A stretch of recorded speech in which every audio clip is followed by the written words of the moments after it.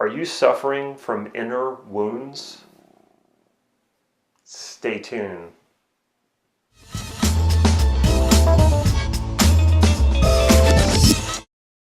This is Damon Cart from NLP Gym.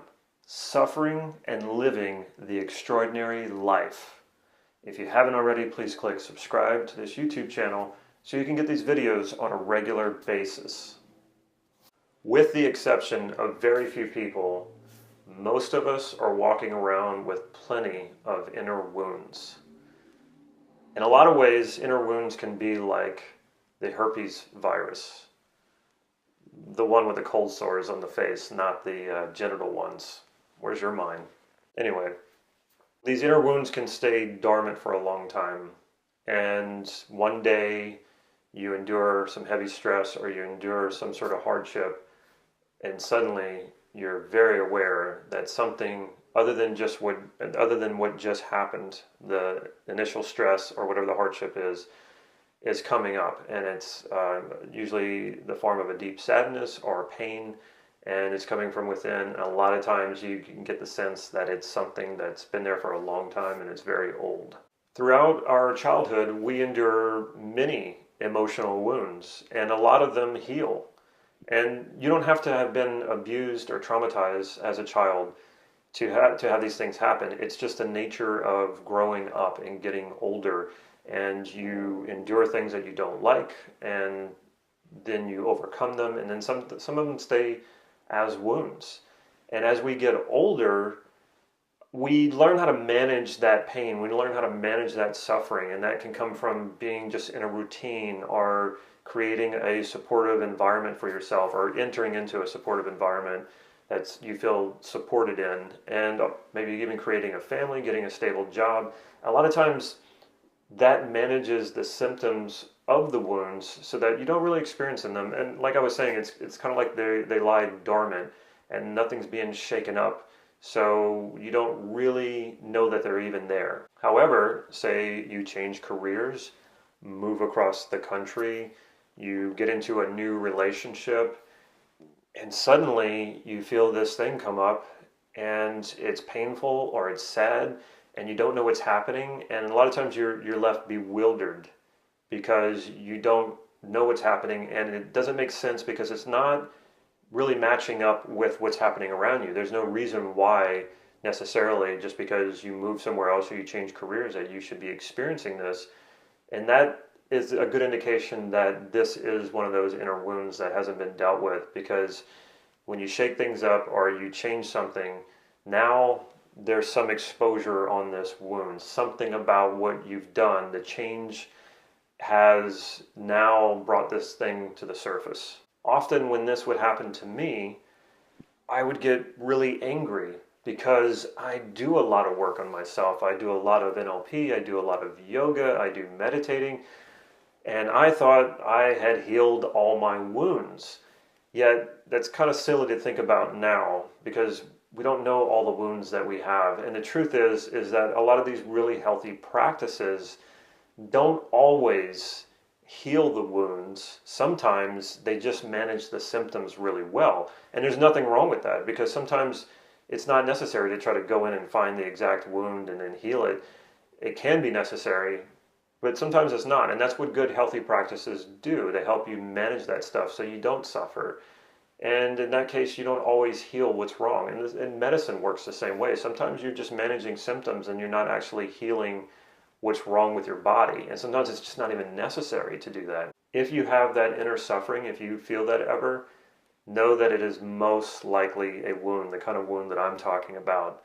And the other thing to know is that you can do something about it.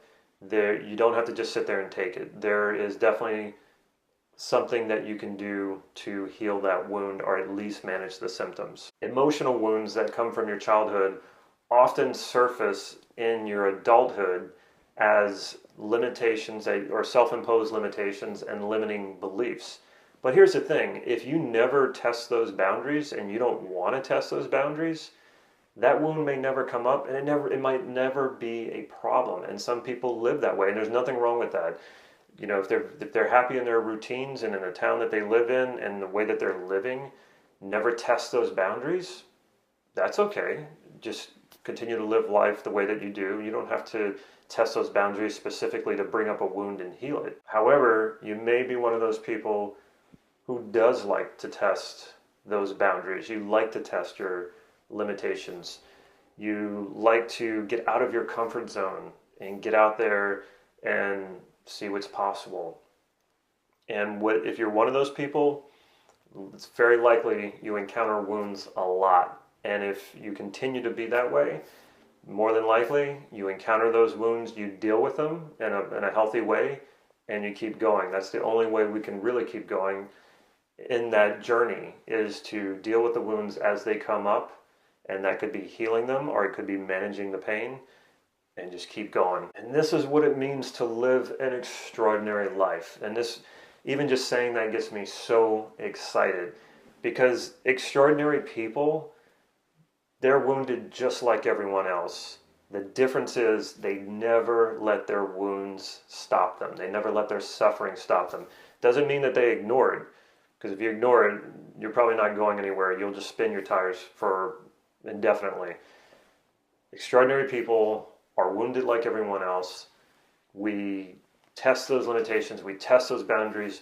If a wound comes up, we deal with it in whatever way we need to deal with it, and we keep moving. In the self-help and personal development field, I've often encountered people, and I'm one of them, I'm guilty of this too, I've often encountered people who believe that they have to go and heal all their wounds before they can move on with their lives.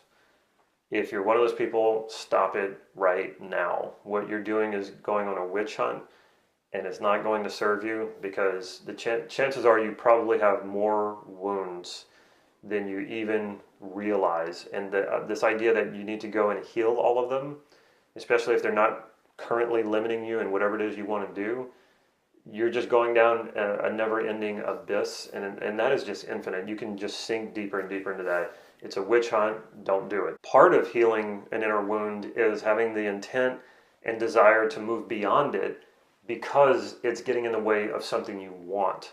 So it's that wanting something you want to achieve, some sort of potential you want to actualize. That limitation comes up, which is most likely from an inner wound. The motivation, the drive to heal that wound is to get to the other side.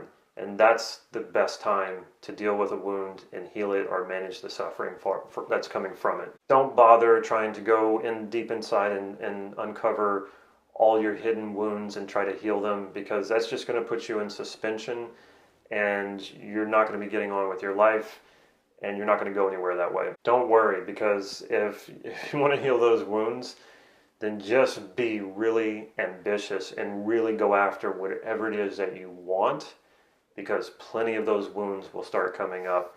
Plenty of those limitations will surface, and then you can deal with them then. Again, I only recommend doing that if there's something you really want. Then go for what you want, and then along the way, heal those wounds as they come up. Otherwise, just leave those wounds alone. What do you do then when you encounter one of these wounds or one of these limitations? That's where NLP as a practice is wonderful. There's lots of techniques, lots of processes for dealing with every kind of wound that you could think of. And sometimes we can heal our own inner wounds using NLP. Sometimes, though, it's a little too hard to get at. It may be too deep, or it just may be in there in some way that it's hard for you to really see and be very honest and objective. And when that happens, it's a good idea to reach out to a coach or even a therapist. Check out my website, nlp-gym.com. Follow me on Facebook for real-time updates on upcoming workshops and free practice sessions I hold right here in Santa Cruz, California. If you like this video, please click like right down here and leave me a comment or a question. I will get back to you. Stay tuned to the end of this video so you can see how you can get your hands on a free NLP online training. Take care.